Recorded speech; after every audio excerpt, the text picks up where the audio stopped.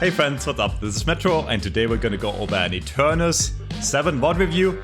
If you haven't played 7 in the last few weeks, he is insanely strong, arguably one of the best, if not the best carries in the game. You can really run games with him and he's incredibly powerful. What we do in these VOD reviews is we go over my thoughts of the gameplay and usually we focus on like more specific aspects depending on the video. And I've had a lot of questions the last few days. And this game is going to be all about the laning stage, how to come out of the laning stage on top, and what to do after on 7 and why, okay? What you're going to hear in this video is going to be applicable to other characters, but you're going to get a lot of in-depth 7 in specific tips, how to play him, and yeah, I'll give you all my thoughts. Usually we pause a lot in these videos because there's a lot to talk about, and usually keeping up in real time is kind of hard, but overall, I'll give you my thought process on what I'm thinking and why I'm doing what I'm doing, and then we're also going to go over the build that I'm running right now. This is a new build I've created. It's called Metro Shock 7, which focuses on the Surge of Power build, and later on goes into the ult. It's a hybrid build, and I think this is the best way to play 7 in the game. And this was one of my worst starts I ever had to a lane. I missed 2 creeps because I had the most unlucky creep RNG. And we're also laning in a solo lane against Yamato. Yamato historically is one of the strongest 1v1 laners in the game. Yamato is very scary. She can trade really well.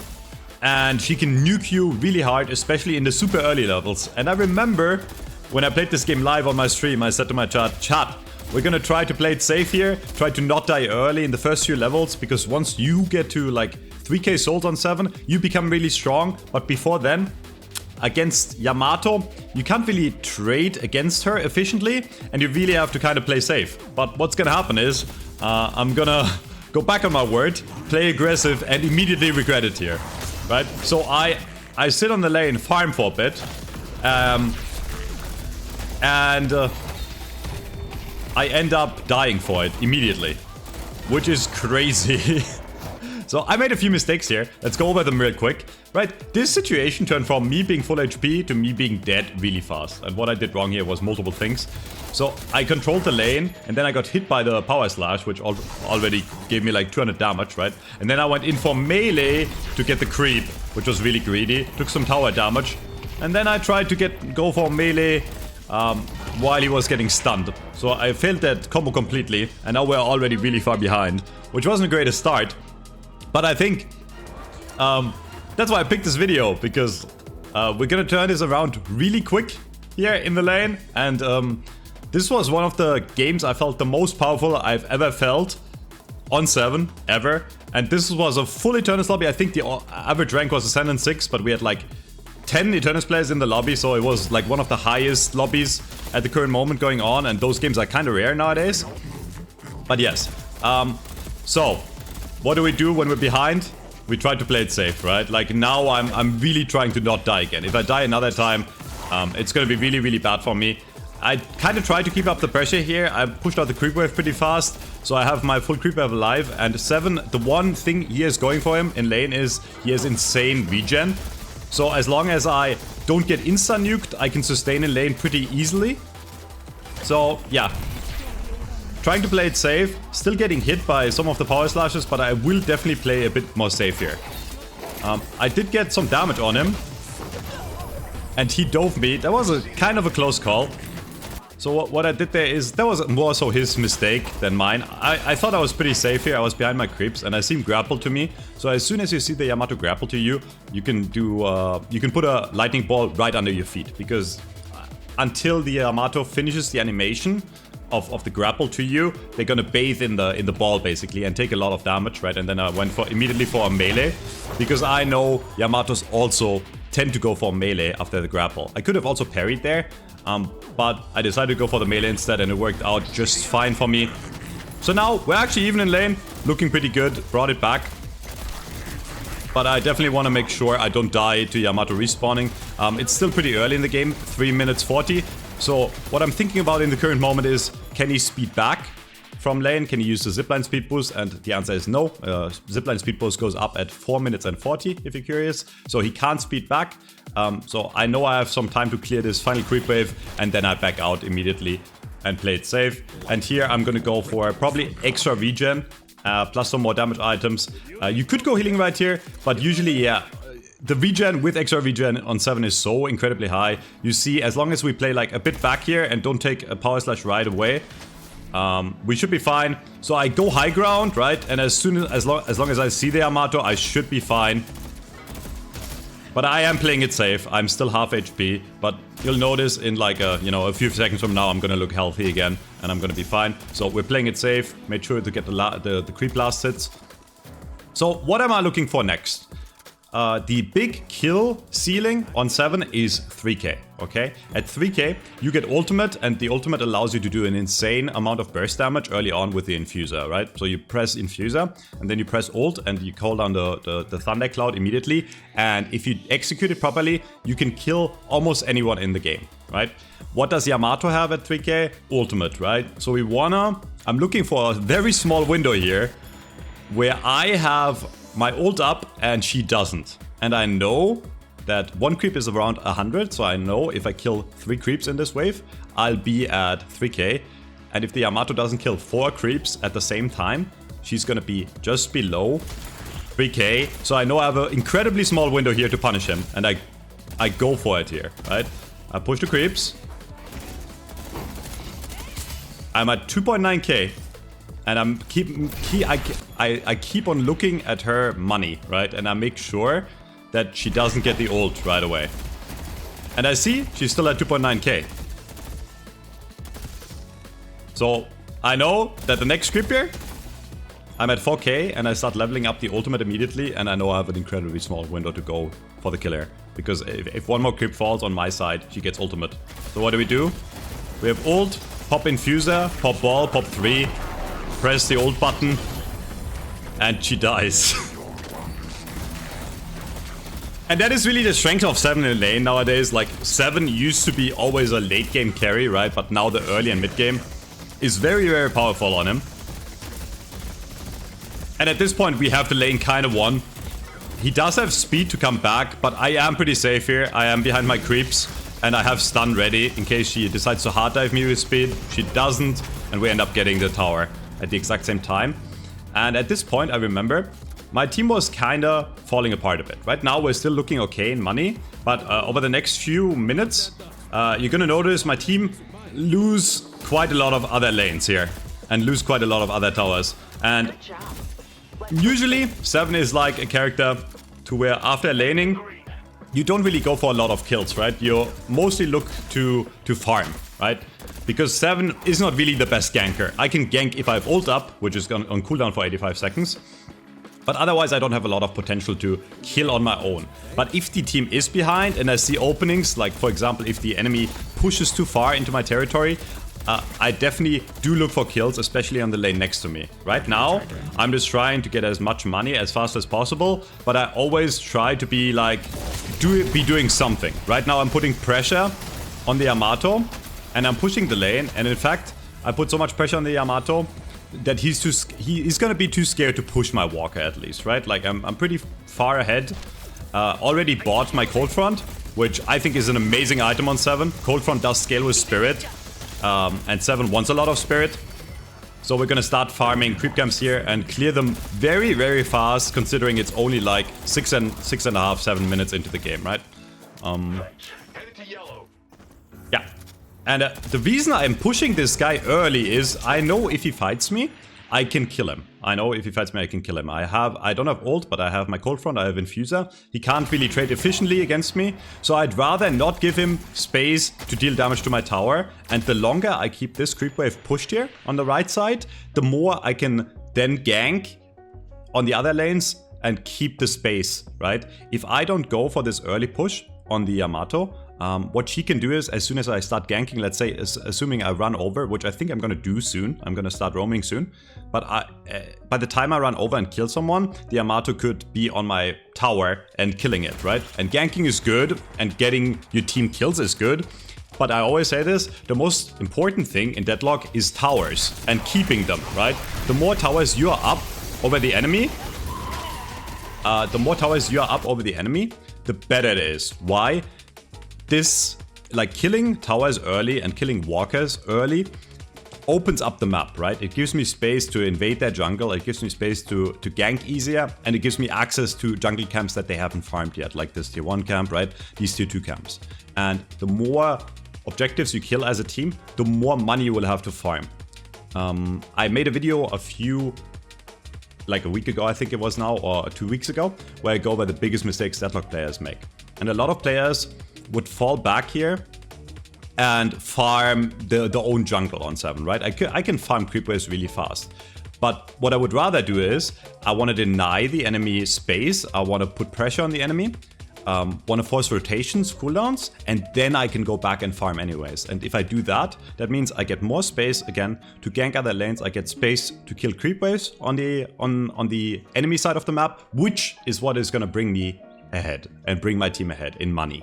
If I just go back and farm my jungle, I'm not gonna get ahead, right? Like I'm using my own resources or the resources of my team to give myself money. It's a misconception that farming your own jungle is gonna get you ahead in money. So what I do here is I push and I know I can force an ultimate, right? And this doesn't seem like a lot, but all I invested here is I casted a cold front. Let's go over this real quick again. All I did here is I casted a few of my cooldowns to kill the entire creep wave here and put so much damage into the Yamato that she has to ult. Which means if I have a fight against her, or my team has to fight against her in the, you know, next few minutes or the next minute and a half where she doesn't have ult, we win. And notice what I just said about creating space. They were so scared of me killing the Yamato or putting more pressure on the walker that I even had the enemy Geist rotate over. And funnily enough, this is the first time I noticed this. I didn't see this in game because I'm like, so right after, let's look at it one more time so it is clear, right? I pressure in, I see at least, I know there's 4 people on the map on other lanes. I saw there were 2 people on the left side. I know this lane is very stable on both sides. So I know there's not more than 2 people here, right? So I push in, press my infuser and my cold front and force her to ult. And I'm fine here, by the way, HP wise. And then I back out. Right? I got the money and I immediately go and farm. I just remembered this. Now I look like an idiot. I was gonna say, I don't remember dying here, but like I actually end up dying for it. And that was a bit greedy, to be honest, because I literally moved 2 meters back and killed a creep wave. But now, yeah, now we have to cut this out. Embarrassment. So actually good rotation by the guys to an extent. But what actually happened...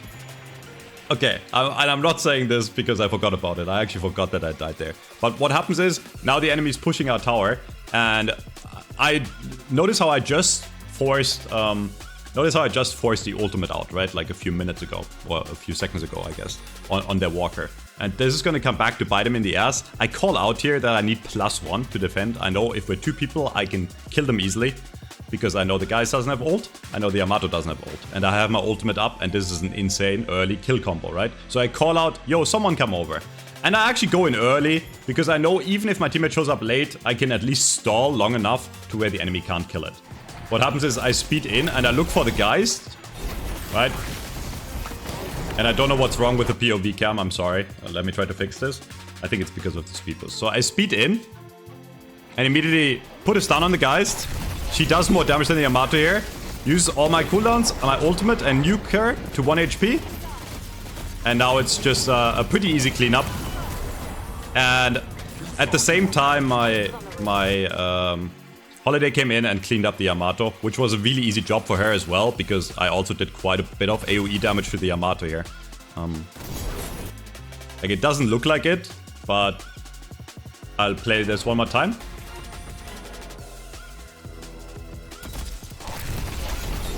I use Cold Front here, right? Use my ball. And the ultimate does enough damage to Yamato, where the Yamato is actually now suddenly half HP. And it's a very easy cleanup for my Holiday. And this all wouldn't have happened if I farmed my creep wave. Now you might say, Metro, you wouldn't also have not died on the tier 1 camp if I farmed my creep wave, right? But in the end, that was a great trade for us, right? Like, yes, I died once under their walker, but I made 2 people rotate, use their cooldowns, and push a tower, and they both ended up dying for it. Yeah, and as you can tell, overall, we're still pretty even in money here. So again, first thing I do is make sure the creeper is pushed into their walker. I want the enemy to either waste money here, or they have to defend. And they're actually wasting a bit of money, right? Like, my creeps are killing the walker or attacking the walker, and now the Yamato is here, and she might get most of the kills.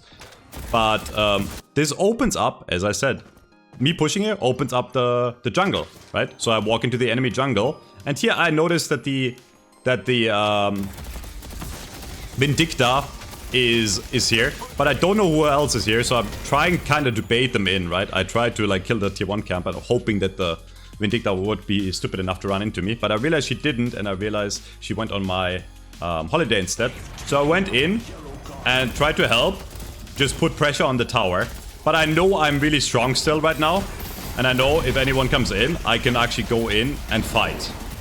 And notice the burst damage on this character, it's incredible. And Infuser is what makes this so strong in my opinion, right? Infuser, I can pop, and it's gonna heal me with my Cold Front. It's gonna add damage and lifesteal to my Power Surge, and it's gonna, you know, add some extra damage and lifesteal to my other abilities. So I walk in here, under the tower, I'm not even that far ahead, right? Like, the Vindicta is on 5k, the Kelvin is on 6k. So I walk in, pop my Cold Front, and pop my stun, and the Kelvin just blows up.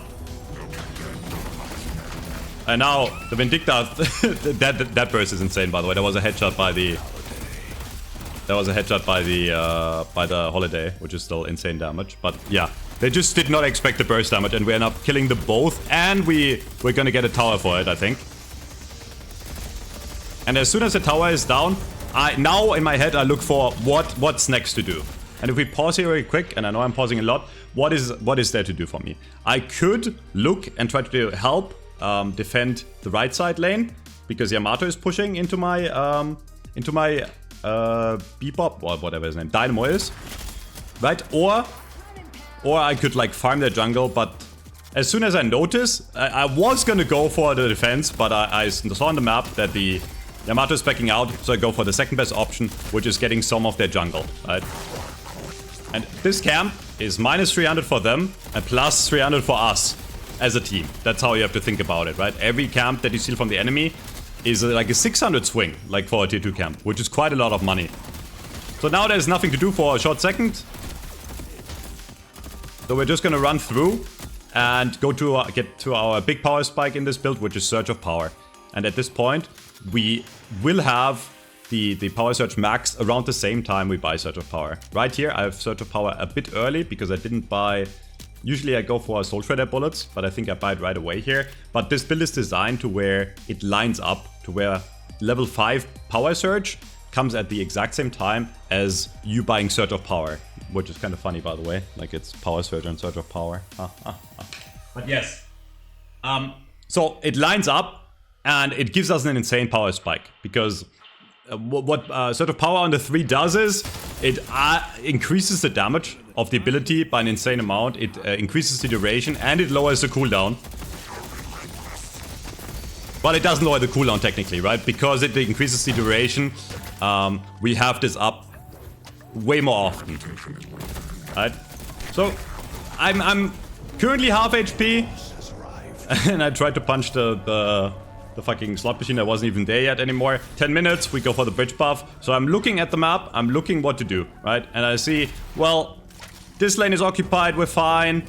This lane, I won't get there in time to save it, right? So I just defend whatever is here. Notice how my first priority on this character, as with every character in the game, by the way, is pushing out lanes, right? At this point, I am fast enough to farm tier 3 camps really fast. But lanes always come first, because I want to give up as little objectives as possible. And I also want to put pressure on the enemy, again, to be able to do more on the map, right? And as soon as the lanes are pushed, I go for the first tier 3 camp, and this is a tier 3 camp in 11 minutes. And look how fast this go down. this goes down. It's kind of crazy. At this point, I still have to reload a tiny bit, but yeah. We cleared this camp insanely fast. I don't think any other character can clear a camp this fast early on. Correct me if I'm wrong. So I go for the next lane. And again, first thing I do is make sure that the lane is pushed. And I see the Amato is here, right? I saw it on the map. So the first thing I want is the Amato out of the lane. And at this time we pause, and I think this pause is going to be a bit longer. So I'm going to speed it up a tiny second. But the first thing I do is make sure that the lane is pushed. And I am far enough ahead of the Amato. She caught up quite well. She's like only 1k behind me. But I can bully out of lane with stun. I'm not really too worried, right? In fact, so what I do here is I even shoot her a tiny bit more. And this might not seem like a big deal. In fact, I missed. But that makes her think. It makes her think, wait, are they gonna push us too? Do I need to back out more, right? It kind of asserts a bit of dominance. And you might think this is silly, but it really does work in the game, right? So I shoot a tiny bit more, and I make it clear that this is my lane. This sounds like some fucking Red Pill Alpha shit. But like, I make it clear that you should not be on this lane. In fact, I make, you know, like I shoot her enough to where she backs, and then I know it's safe. I know she's not gonna push out too far. And I know it's safe to farm other stuff. So what do? We don't even farm other stuff. I was gonna go to the T3 camp, but I see that my other lane is being pushed by the guys. So I rotate over with a nice rollout, come over and try to defend this tower. But because no one else was there, I think he gets this in time. And I know my team at this point, this was pretty high communication game. I know my team was there. So I didn't hard chase because I thought my team had her because she ran into 4 people of my team. I don't even remember if she ends up dying. I think she does. Yeah, she does end up dying for this. In fact, we black hole her. Kind of a hate crime, to be honest. Didn't need that. But yes. So again, what do we look for? Defending towers. And sadly, I was the only person on the right side so far. Because my team grouped up as 4 a lot, right? Like they were all around this lane. So we end up losing 2 towers. And they finally get their flex slot and more money. So it's not great for us here. But it's the best I could have done. Realistically alone, right? So again, what do? We go back to pushing out lanes. And notice like there's 4 tier 3 camps that I could farm, right? But I only start farming them as soon as I know that everything is under control on the map, that my team is not hard losing fights, and that we have some control on the map. And again, I don't want her, right? I don't want the Amato to have free farm. And I knew at this point I did enough damage to her to where I'm not really scared of dying. So what I do here is I push the tower, and don't get me wrong, there is a decent chance here I die eventually if multiple people rotate. But I knew Yamato couldn't defend alone, so I popped my ult. Sadly, it's not max, so I can't move it, but I know she can't trade efficiently into my ult.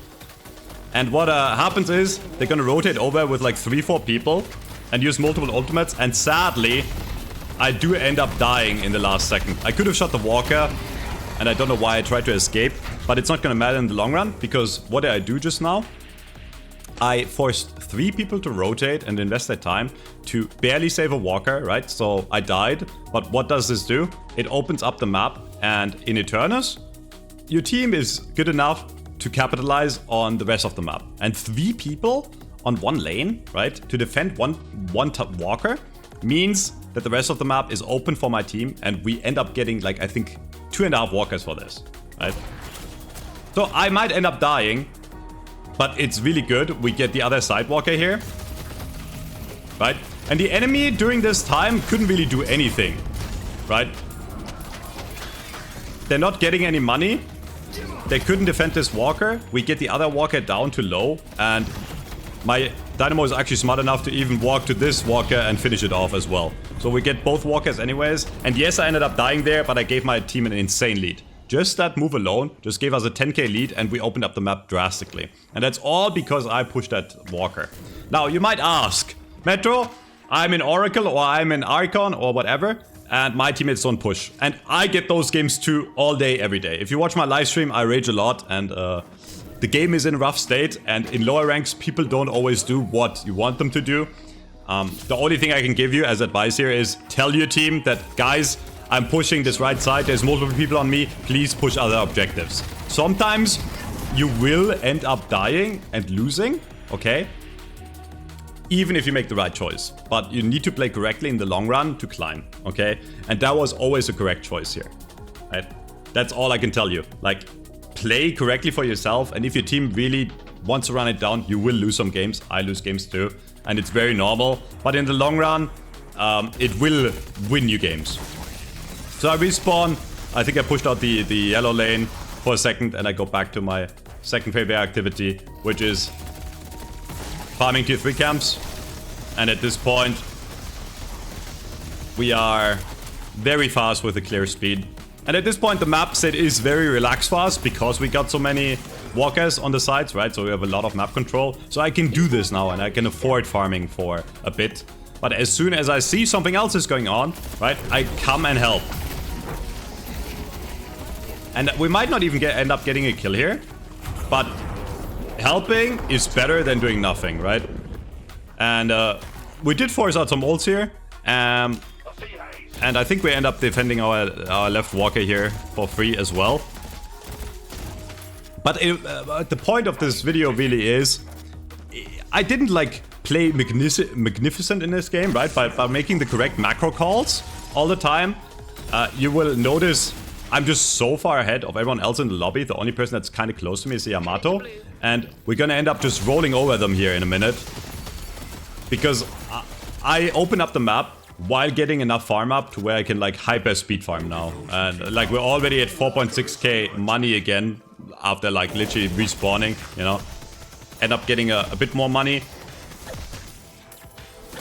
So yeah, we're kind of free to do what we want as a player. We're not super far ahead as a team. In fact, we're only 10k ahead, and the enemy is running Urn. Pro tip, Urn is kind of bait nowadays. Like, it's not bad, but if it's on their side, it's pretty risky to go for a fight, and the Urn doesn't give that much money. In fact, they're gonna put it in right now. They got 4k, 5k from this, which is still like quite a bit of comeback gold for them, don't get me wrong. But it would be the correct call here to hard contest the Urn. It's risky if you're only 10k ahead to go for that fight. So I end up buying and then joining the fight kind of late. But again, the map control is still looking really good for us, so I know if we win this fight, we probably can do mid here, right? And at this point, I'm so farmed, they're just dropping like flies. You know, I can just run in. And yeah, this is gonna be pretty epic right now. Because he has life swap, but I have ultimate. And 7 ultimate is really strong right now. Haze came back to shoot me. But I'm just too tanky at this point with this build. And they all end up dying. And yeah, as soon as we win this fight, we're gonna probably go for mid tier.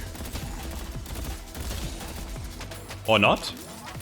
No, oh, never mind. So, like, I was gonna call for mid tier, but like I realized the respawn time is still pretty short. So we can't really go for it safely. I see that Vindicta is a bit too far forward, so I force her out. I don't know if she ends up dying. I think she lives. But team is engaging on me, and notice with my lifesteal, I just can't die. I just can't die. And this character is crazy. Right, so I walk in and keep my health up. And I didn't even plan to shoot the Kelvin there, but my Surge of Power just like had the lightning spike over to him, and now we win the fight here. And at this point, I think it's a pretty safe mid boss. Yeah, so we go for mid.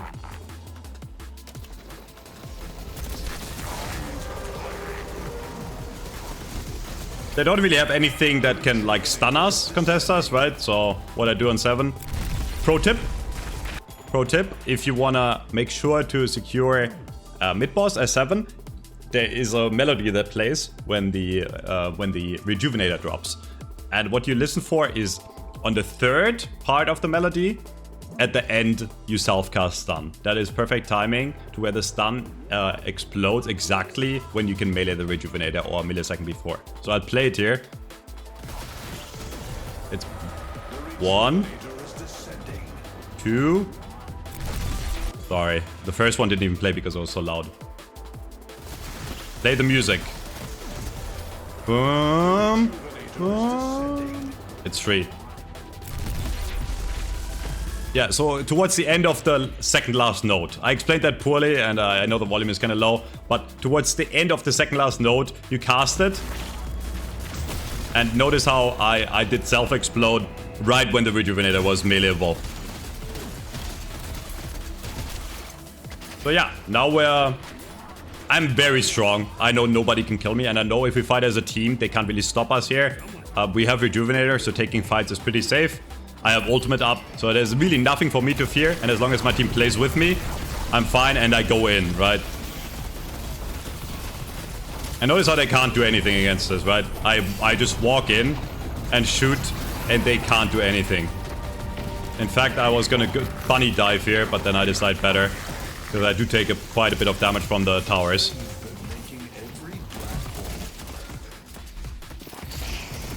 Get a hook. Another kill. And that the game went from like pretty even to like, you know, we're in their base killing their shrines really fast. And at this point I call, we're so far ahead, right? And I have ult, we can probably just kill the Patreon if I ult here, because I know at this point they probably can't kill me if I lifesteal enough of them. So I walk up and just ult. And, I mean, they're trying to kill me in their spawn, but I have enough lifesteal to where I live long enough, right?